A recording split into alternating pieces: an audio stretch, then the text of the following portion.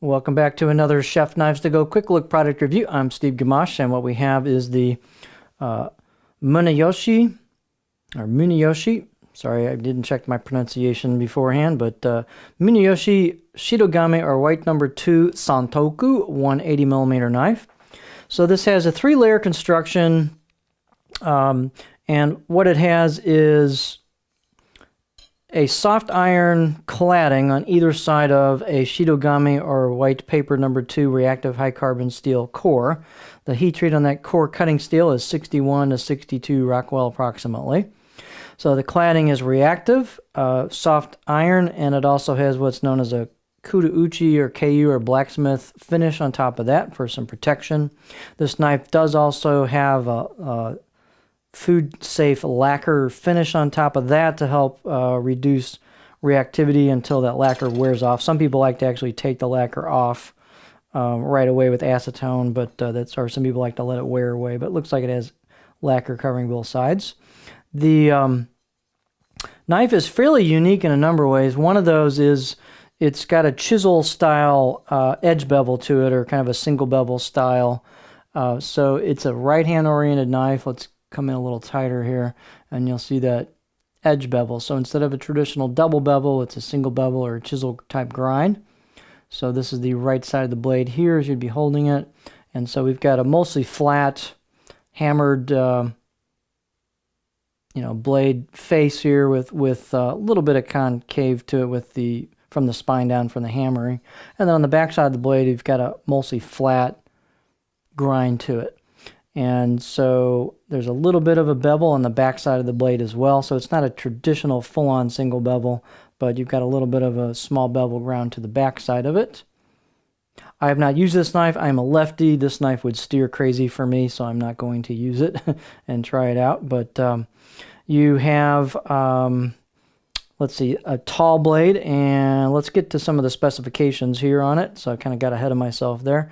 So the weight and dimensions on these will vary a little bit from knife to knife, but this particular one is 122 grams or 4.3 ounces, 177 millimeters or about 7 inches on the cutting edge, overall length about 310 millimeters.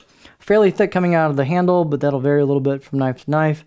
3.76 millimeters, but then thins down pretty quick to about 2.2 millimeters. And then kind of holds 2-ish, maybe slightly under 2 until you hit the grind. So you see the tip's not super skinny because of the small grind that you've got on the actual bevel, the what am I trying to say, the blade road. The height is generous at 48 millimeters, so it's a tall blade. Handles, nothing fancy, just your basic D-shaped, oriented around a right-hander. Hoe wood with a resin or plastic ferrule that's a sleeve that comes over the top of this, and so there's always a gap here, or I should say a step between the wood and the ferrule. That's pretty normal. Very light handle. That brings the balance point to about right there on this knife, so pretty close to a pinch grip. Handle circumference, kind of a standard size handle, 76 millimeters or 3 inches where the ferrule meets the wood here. And let's see, we did balance point, so let's take a little closer look at the knife. It's got a neat finish to it. It's a little hard to show that finish, but let's see how we're going to do this. Yeah, this is going to be tricky to show for a glamour shot. There's a lot of facets to it here. I guess let's go with that. So get a little close-up look here. We've got a brushed finish, kind of a hairline finish this way. Underneath that Kuda-uchi, you can see the same thing on the backside. So it's a very cool aesthetic. You've got enough texture to the hammering where you can see the hammer marks and the texture as it goes. You've got some embossed, pounded in kanji and symbols on the left or the right side of the blade, and the left side of the blade is plain as far as that goes. But you can see the Kuda-uchi extends down across the spine to the backside. But really cool look to it. Definitely got some texture to the finish. It's got a little bit of relief on the spine and the choil, so it's comfortable. I'd say the out-of-the-box edge was about 6 out of 10 on my scale. You can definitely get this wicked sharp. It's a stiff blade. fairly stiff, a little bit of flex towards the front, but overall generally pretty stiff. And just a very unique blade. Let's look at that profile. Again, this is a right-hander type knife. Not for a lefty like me, but here's your profile.